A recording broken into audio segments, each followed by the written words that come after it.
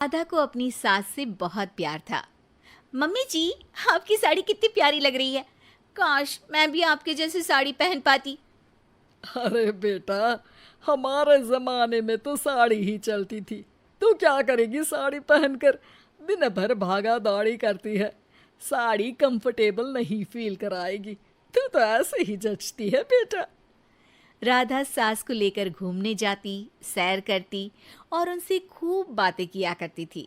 एक दिन, अरे राधा और माँ सुनो, अब हम लोगों को बम्बई चलना पड़ेगा। मेरी नई नौकरी वहीं लगी है। अरे वाह माँ, कितना मजा आएगा ना। अरे नहीं नहीं, मैं नहीं जाऊंगी। बड़ा शहर, बड़े लोग, मेरा दिल नहीं लगेगा। अरे माँ, मैं हूं ना आपके साथ। और सारा परिवार बड़े शहर में शिफ्ट हो जाता है। एक दिन, राधा, तू भी अब नौकरी में जाने लगी है। मैं तो बोर हो जाती हूँ। सोच रही हूँ आसपास की औरतों से दोस्ती कर लूँ। हाँ हाँ माँ, और क्या। यहाँ की औरतें तो किटी पार्टी और बहुत सी फन लविंग एक्टिविटी करती हैं। तो बेटा, दो चार फन लविंग से मुझे भी मिलवा देना। बहू सास के साथ बाहर निकलती है तो देखती है कि सास की उम्र की जो औरतें टहल रही हैं, उनका पहनावा ओढ़ावा सास से बिल्कुल अलग है। लेकिन फिर भी राधा एक औरत को रोकती है। Hello aunty, how are you? Oh great darling. Aunty, हम लोग यहाँ नए शिफ्ट हुए हैं। ये मेरी मम्मी है। क्या ये कल से आप लोगों को ज्वाइन कर सकती हैं? वो औरत सास की तरफ बड़ी ही अजीब नज़रों से देखती है, फिर कहती है, अब ठीक है, कल से भेज देना। सास समझ जाती है कि उस औरत को वो ठीक नहीं लगी, लेकिन फिर भी वो कुछ नहीं बोलती। अगले दिन, अरे माँ, अच्छी सी साड़ी पहनकर तैयार होकर जाइए। आपको आपकी दोस्तों के पास जाना है ना। और नहीं नहीं, मैं सोच रही हूँ घर पर बैठकर टीवी देखूं। वैसे भी रामायण का नया एपिसोड आएगा। नहीं माँ, आप जाओ ना, लोगों से मिलो, बात करो, अच्छा लगेगा। ना चाहते हुए भी सास उन लोगों के पास जाती है, लेकिन सभी सास से बुरा व्यवहार करते हैं। सास मुंह लटकाकर घर आ जाती है। बहू समझ जाती है कि सास को कुछ हुआ है। वो रोज सास को पार्क में भेजती, लेकिन सास रोज मुंह लटकाकर वापस आ जाती। क्या हुआ माँ, आप बाहर जाकर खुश नहीं होती हैं? अरे बेटा, खुश तो हूँ लेकिन लेकिन क्या माँ, आपको तो लोगों से मिलना, बातें करना अच्छा लगता था। मैं देख रही हूँ कि आजकल आप बाहर से आती हैं तो परेशान सी दिखती हैं। सास कुछ नहीं कहती, अपने कमरे में चली जाती है। अगले दिन राधा चुपके से सास के पीछे पार्क में जाती है। हेलो, कैसे हैं आप लोग? एक औरत मुंह बनाकर साइड हो जाती है।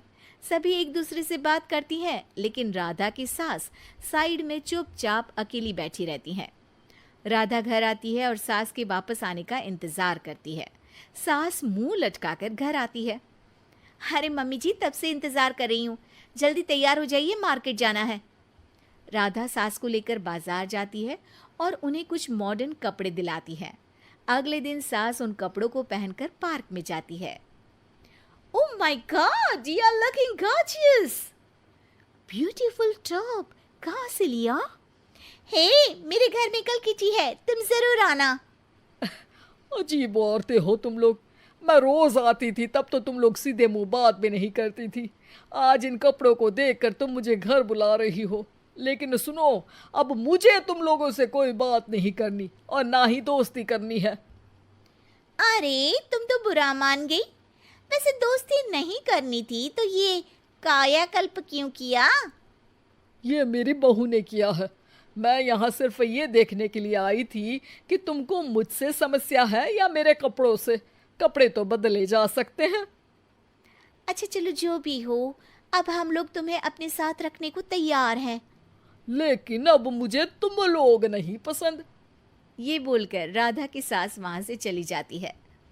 वाह माँ जी, आज तो आपका चेहरा खिला खिला सा लग रहा है। लगता है आपकी सहेलियों ने आपको अपना लिया।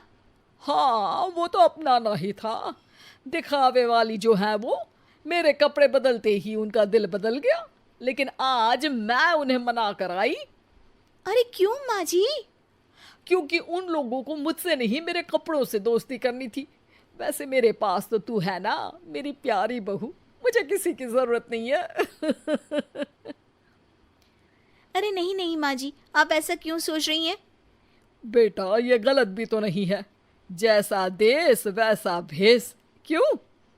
ठीक है ना माँ, अब जब ये हम लोगों का देश है तो क्यों ना हम यहाँ का भेष अपना ले। हाँ हाँ जरूर, मैं तो तैयार हूँ। समय के साथ खुद को बदलने में कोई बुराई नहीं है, लेकिन कहीं नकल के चक्कर में बंदर ना दिखने लगूं। खैर, बहू लग जाती है सास